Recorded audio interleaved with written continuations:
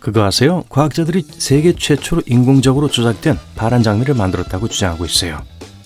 자연은 흰색, 분홍색, 노란색, 빨간색 등 다양한 색상의 장미를 만들어냈어요. 하지만 파란색은 메뉴에 없던 것이 분명한데요.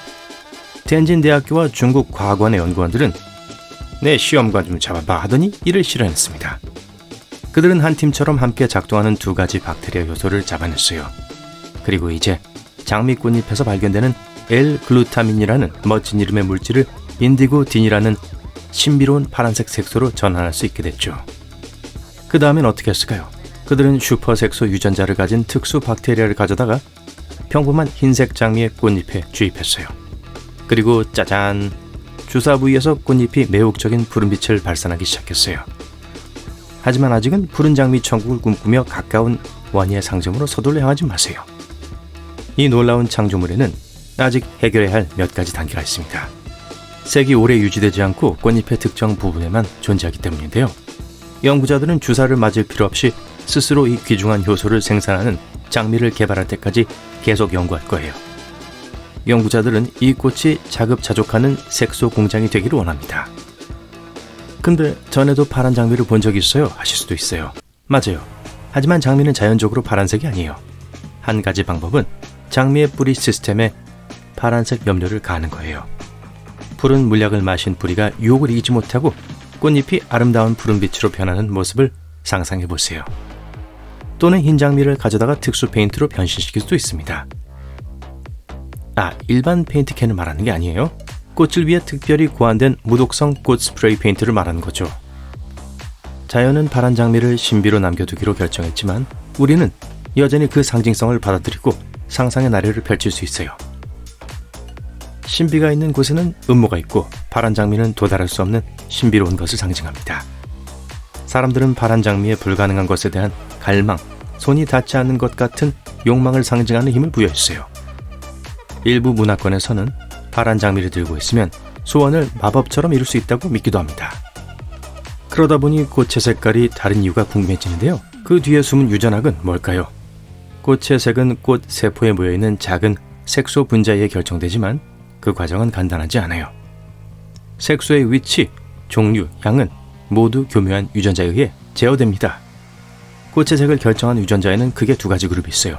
먼저 눈부신 색소 분자를 생산하는 단백질 기계의 청사진을 제시하는 유전자가 있습니다. 이들은 부지런히 무지개색을 만들어내는 공장 노동자와 같은 역할을 해요.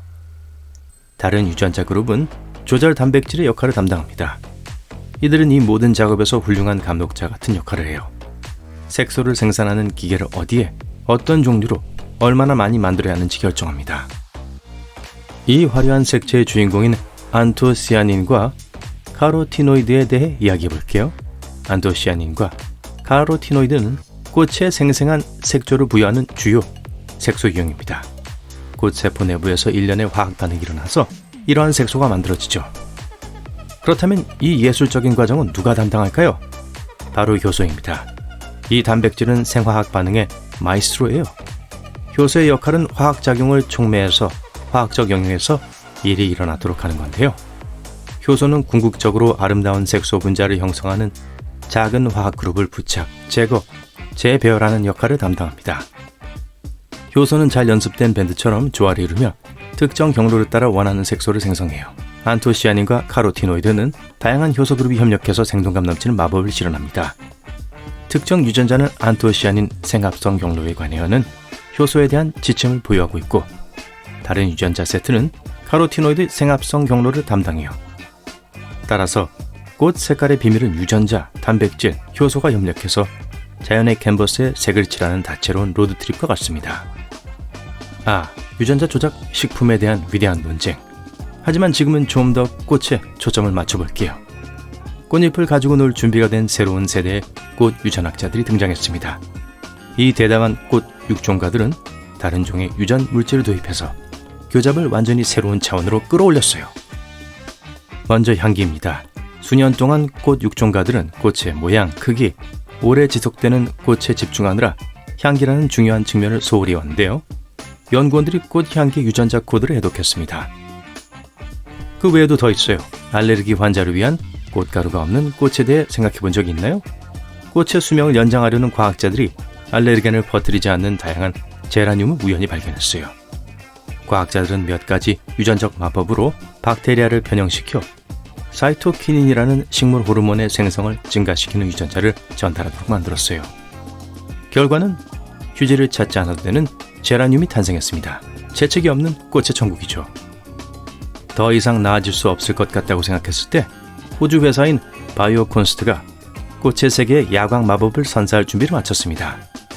이 회사는 해파리에서 형광 유전자를 분리해서 디스코볼처럼 빛을 내는 유전자 조작꽃을 만들고 있어요. 해파리에서 추출한 녹색 형광 단백질이라는 작은 물질 덕분에 밝은 녹색으로 빛나는 꽃을 상상해 보세요. 꽃의 유전학은 멋지지만 자연인님이 실험실에서 디자인한 것처럼 꽃을 만들어냈습니다. 검은 박쥐꽃으로도 알려진 타카 샹트리에리를 소개합니다. 이 꽃은 평범한 꽃이 아니에요. 인도, 태국, 말레이시아 및 동아시아의 일부 지역에서 볼 수 있는데요. 박쥐를 닮은 인상적인 모양과 매혹적인 자줏빛을 띤 검은색으로 관습을 거스르는 꽃입니다. 크기 면에서도 시선을 사로잡아요. 어떤 꽃도 작은 게 없죠. 절대요. 71cm에 달하는 긴 줄기를 자랑합니다. 마치 날 봐, 난 꽃의 다크나이트야 하며 세상을 향해 손을 내미는 것 같아요. 다음은 프린지 난초라고도 알려진 매혹적인 흰 백로 난초입니다. 아시아가 원산지인 이 난초는 정말 아름다운 꽃이에요. 백로가 우아하게 날아가는 모습을 연상시키는 섬세한 진주빛 흰색 꽃잎을 상상해보세요. 이 난초는 인상적인 꿀을 자랑합니다. 시체꽃은 꽃 중에서도 진정한 괴짜꽃이에요. 인도네시아에서 발견된 이 꽃은 자연이 만들어낸 가장 기이한 창조물 중 하나라는 평가를 받고 있습니다. 시체꽃은 최대 3.3m까지 자랄 수 있어요. 무게는 154kg에 달하는데요. 이 꽃의 비밀은 바로 냄새입니다. 그 향기는 꽤나 글쎄요, 그냥 심장이 약한 사람을 위한 건 아니라고 말해둘게요. 라플레시아 아놀디 또는 자이언트 바드마, 이 놀라운 식물은 지구상에서 가장 큰 꽃을 피우는 식물로 알려져 있습니다. 그 거대한 크기는 경외감을 불러일으키며 식물의 경이로움으로 차별화되죠. 이 꽃 역시 썩은 살 냄새와 비슷한 강하고 불쾌한 냄새를 풍깁니다. 먹이를 유인하기 위한 적응이죠. 또한 라플레시아 아놀디는 화이트 제스민, 문 오키드와 함께 인도네시아의 3가지 국화 중 하나이기 때문에 인도네시아 사람들의 마음속에 특별한 자리를 차지하고 있어요. 다음 꽃은 댄싱걸이라고 불립니다. 드레스를 입고 춤추는 여인을 닮았다고 해서 이름 붙여진 이 섬세한 꽃은 동아프리카에서 발견되며 흰색과 연분홍색으로 피어나요. 희소성 때문에 매력이 더해져 애호가들 사이에서 인기가 높죠. 댄싱걸은 뒤따르거나 기어오르는 습성이 있어 행잉 플랜터에 완벽하게 어울려요. 하지만 희귀하고 발견하기 어려운 특성 때문에 찾기가 어려울 수 있습니다. 식물 애호가와 수집가 모두에게 소중한 보석과도 같은 존재이기 때문에 그 희소성으로 가치가 더욱 높아지죠.